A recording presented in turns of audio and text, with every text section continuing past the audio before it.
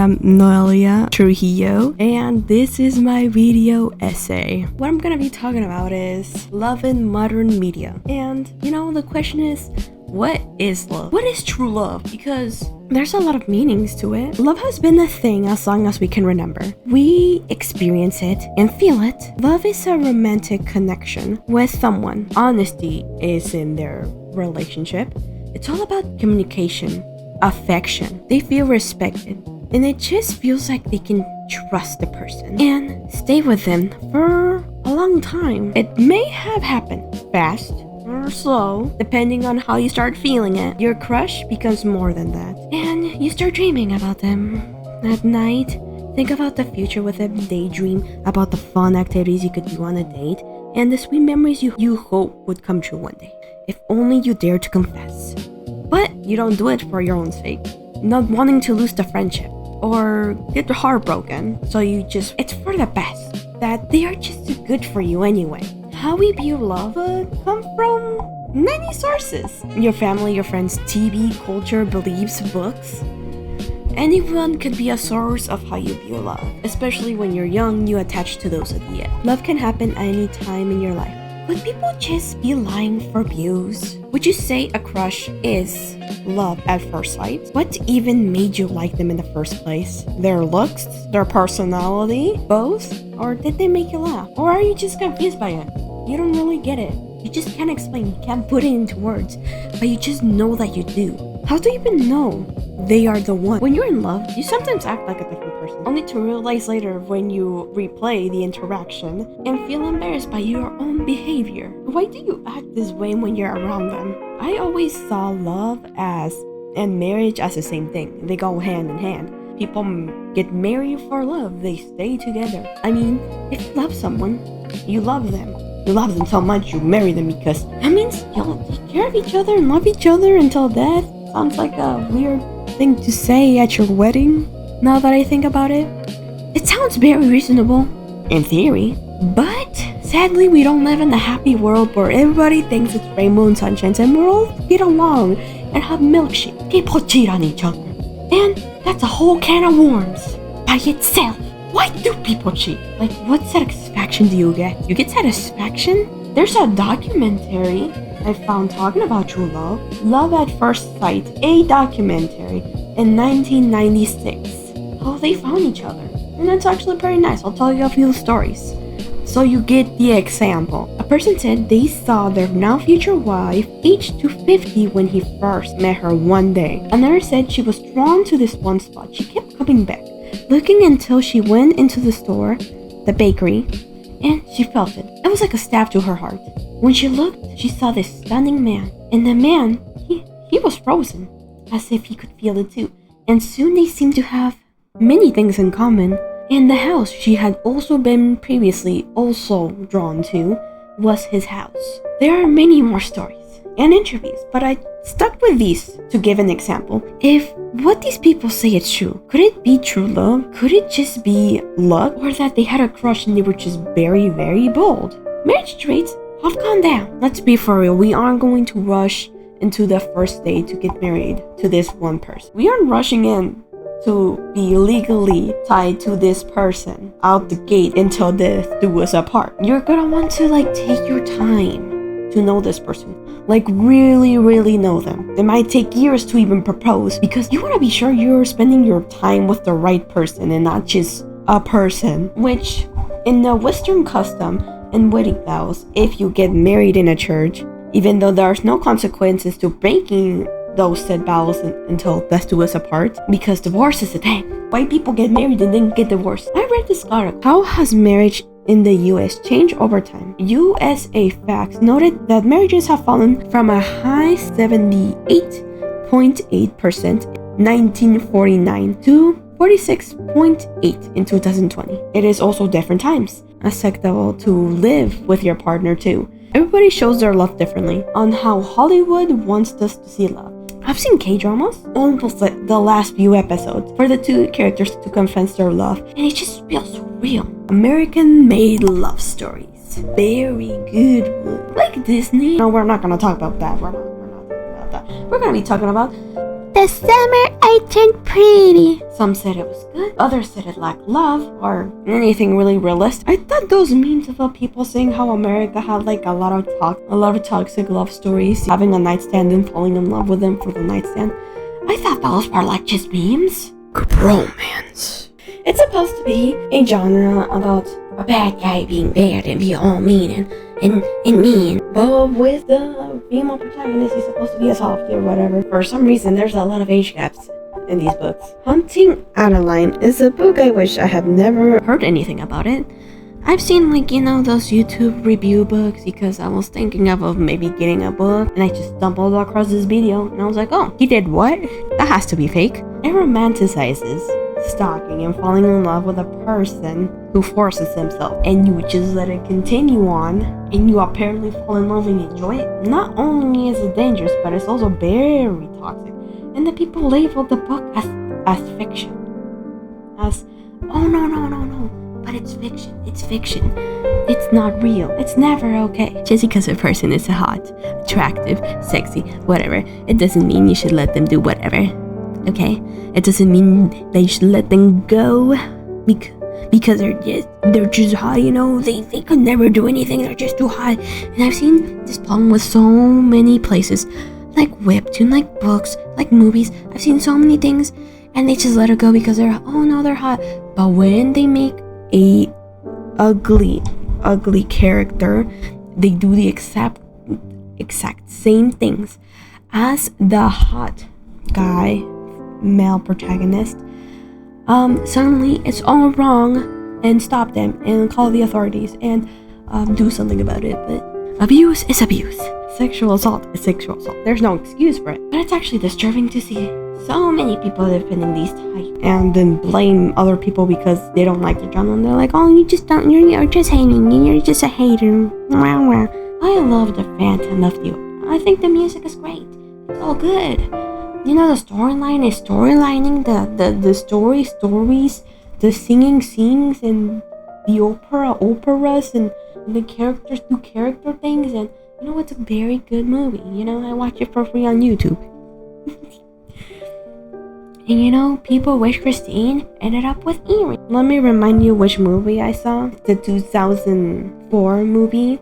Let me just give you a little list of what Eric does. He kills a man and pretends to be her father, threatens her, tries to kill her love interest. Also, he liked her young. What is wrong with you people? Let her have a healthy relationship. Why are you dragging her to a toxic relationship where he literally wanted to control her? Yes, he gave her a rose at the end. That doesn't mean he has the right to do all those things. A lot of people trying to portray killers as misunderstood people. The Ed Gein TV series they made really shows what they were trying to do. I'm looking at you, director, that made those TV series. I know what you're trying to do. Online dating. It's supposed to help you find love faster, meet people, but most features are hidden behind a paid wall. Most of the features they base not really that good. There's catfishes, there's scammers, there's too many things. From this article, the key findings about online dating in the US article, quote, when asked why they turned to dating sites or apps in the past year, 44% of users say a primary reason was to meet a long-term partner, and 40% say a primary reason was to date casually.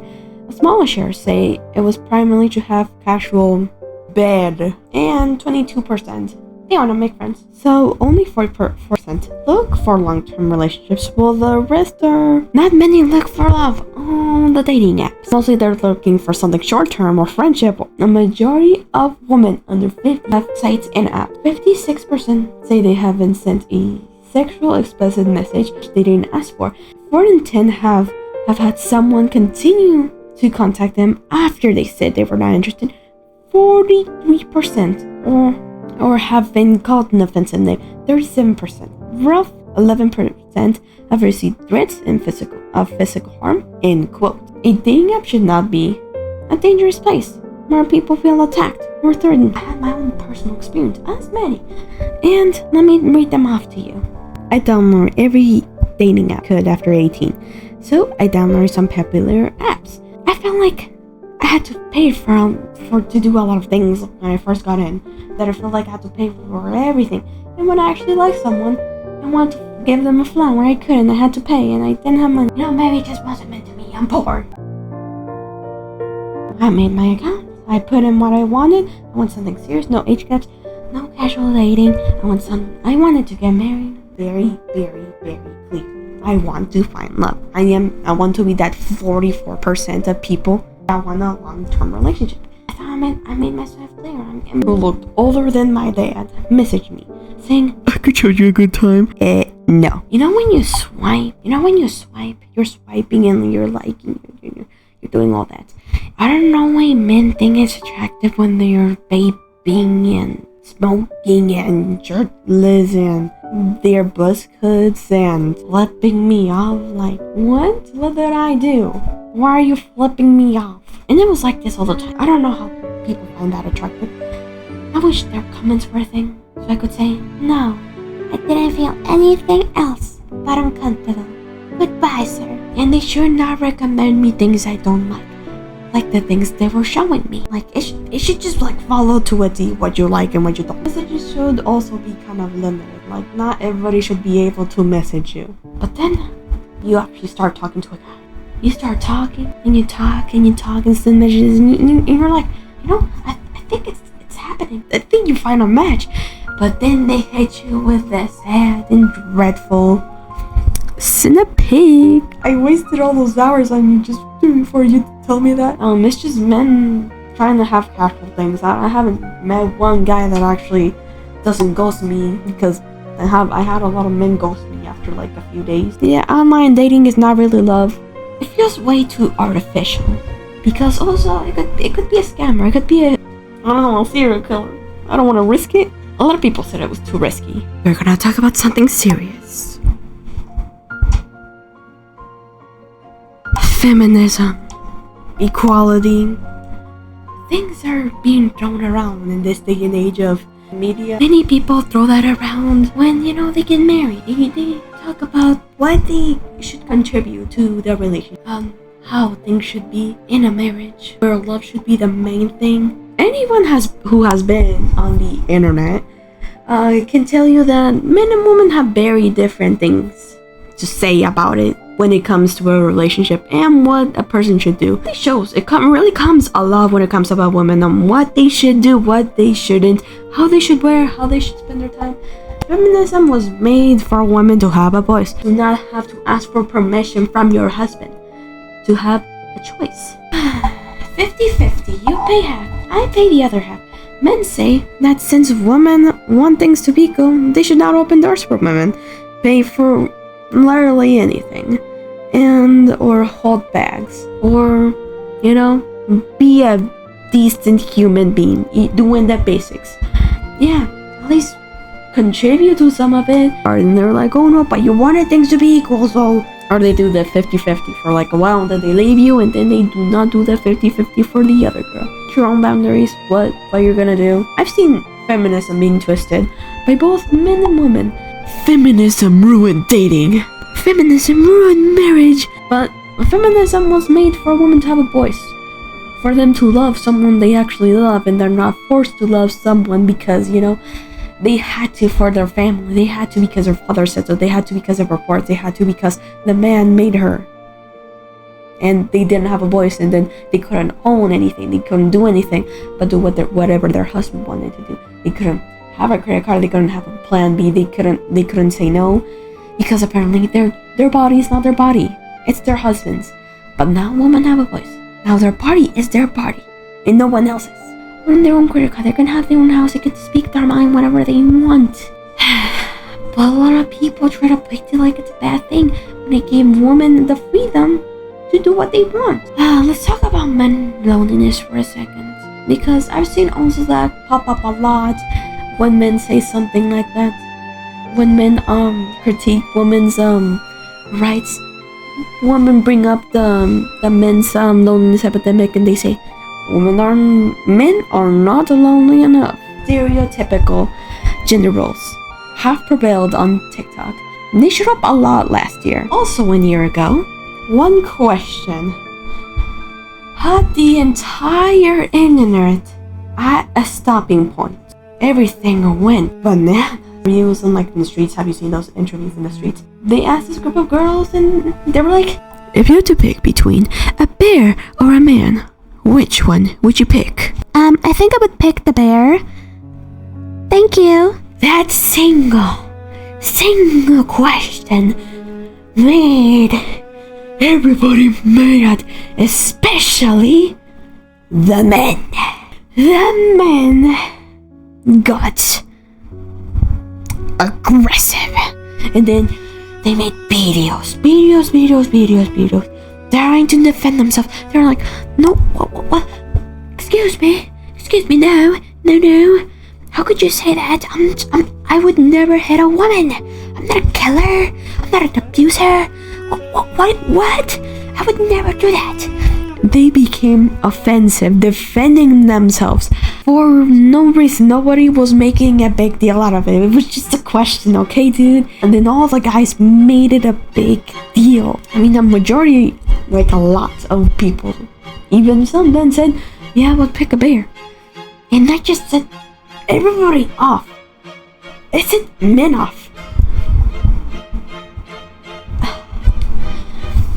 And they just got madder and madder, making edits of women getting mangled up because they chose bear, making these fake scenarios, these fake videos of women getting hurt, even killed. Would you rather choose the bear who will mangle you up, is a mindless creature and will eat you up, or this guy who likes Pop-Tarts? He's a nice guy. Who would you pick? But that was not the question. You cannot pick the man. It's random. Yeah, sure. It could be a family friend. It could be a guy from your family. It could be anyone. It could be a nice guy. But it could also be a bad guy, a bad person, a bad man. You can't pick the man. And you all got so defensive, saying, oh no, we're killers. And you got so offended. You were probably one of those guys because you got so offended. I'm so sorry, did we offend you? I know, not all men, but still, some men. There's men in my family that are not good people. And I know people outside of that circle that I know they're not a good people. I've seen way too many cases, way too many reports. I've seen too many stories. I heard them. And I've seen too many bad things happening to a woman for me to want to pick a man over a bear. I would rather be mangled up than what men do to women, because it's more horrifying, more scary than what a bear could ever do. And a lot of men love to use the excuse of, well, I have needs. Well, I'm just a man. And well, I don't really like that excuse, to be pretty honest. And I'm pretty sure men will use that excuse, do whatever they want with you, no matter who you are. They are really attracted to anyone. No one is safe, really. Men are not even safe from them. Animals, dead bodies, old people, little kids, anyone. I mean, child marriages are still a thing, and that's not love. No, this is not love. But I bring it up because I think it's so dumb that we're having to have this debate with men. You don't really hate the system sometimes because they make the system there by men for men. And when women, victims try to speak out, they get ignored. Because what I learned in criminal justice is that criminal justice system really loves to protect the accuser more than the victim. Women are more willing to step up for other women than the law, than men. America was never great. It was maybe when houses were low, but that's it. America was never great. Your mind still develops until you're 20 and a certified adult. Well, you're a child. You don't understand what marriage is. You don't understand the commitment. You don't understand really what's going on. All you understand is that this guy is way too affectionate with you. And that does not mean that it's okay. And for it to still be a thing in the big 2025, love should not be forced. Love should not hurt. Love should not have you hurting someone you loved. Okay, so you shouldn't be hurting them, killing them, or abusing them, blackmailing them, doing anything to hurt them just because they said no. If you love them, you would not even lay a finger on them. You would respect them. You would understand, because that's love. They communicated to you that they don't feel the same. And you know what? Let them be. Okay? Go find someone that actually loves you. You know, maybe it just wasn't meant to be. You don't have to go on and kill her just because she said no. Now you're just gonna go in jail for murder. Is it really worth killing a woman that rejected you? Does it really hurt your pride that bad that you just can't stand letting her be happy, letting her find someone else, and you just have to go in there and kill her for it? Is it really worth it? If you claim you loved her, why would you hurt her? Why would you kill her? Why would you end her life? What if the circumstances were just not right? What if she wanted to focus on herself first before even being with you? What if she was waiting until she was older? What if things were not right? And then you kill her because she hurt your pride, she hurt your ego. It doesn't really make sense when you think a little more than just reacting. Going back to the man and the bear, a YouTuber I've seen talk about this topic has a very good example. Quote, if you were in a party and someone walked in with a bowl of M&Ms, and then just imagine you knew some of those M&Ms were poisoned, would you take the risk? I mean, come on, they're not all bad. End quote. Love should not be fear, age gaps, abuse, rape, forced, cheating, or toxic. It may seem all bad.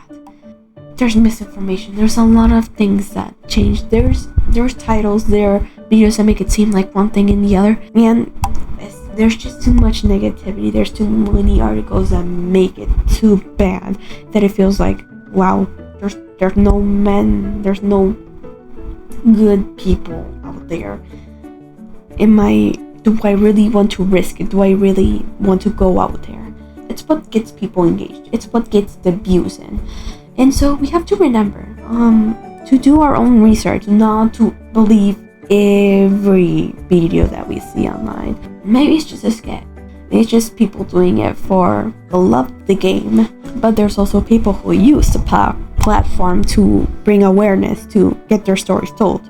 People say nasty things, comments for attention. Like I said before, of course, they will be heard about more than happy marriages, happy things going on, because people like drama.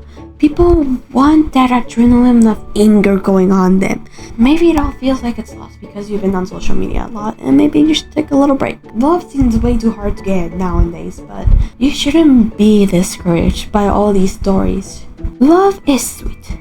There's so many songs made about love, just as many as some heartbreaks. Love is something we all want, whether from family, friends, or that a special someone. Love isn't just for a partner. It's also family. It's also friends. People you care for. You love them. You care for them. Love is literally to care for someone. So you just can't throw the word around and confused for lust. Love is to care. If you love someone, you'll do whatever it takes to make them happy. But people can take advantage of it. Don't be blinded by love. If you're being mistreated, if they do not put as much worth and time and effort into the relationship, they are not worth your time. If you do everything for the relationship and you try to make things work, they're not gonna work unless the other person tries to make it work too. You can't be pulling everything by yourself, and you cannot do nothing and make the other person do everything for you. A relationship should go both ways. Both should do the hard work. They should work together as a team. Remember the most important thing, that consent is key to a healthy relationship. Other than the communication, the honesty, the respect, care for the person.